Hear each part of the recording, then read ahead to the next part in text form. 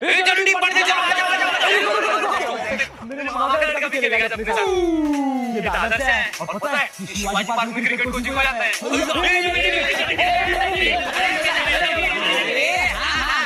वैसे तो कौन से खेलते हो सॉफ्ट टेनिस हैंड टेनिस रबड़ी बॉल रबड़ी बॉल और तुम लोग का सिक्सर बोल के दे रहे वो ब्लू गाड़ी के आगे वो लोग का सिक्सर बोल रहे फिर वो वनडे टूटे लगा एक काम करो सब लोग स्लिप पे आ जाओ सब लोग स्लिप पे नहीं मारेंगे चलो चल अंडरआर्म हां क्या यार अंडरआर्म देख चल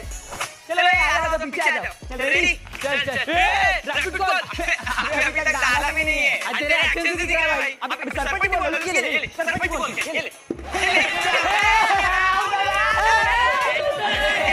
ये क्या मस्त खेलता है तू हां बल्दी अरे कल मैं वापस जा रहा हूं अरे कोई सुन नहीं है तुम लोग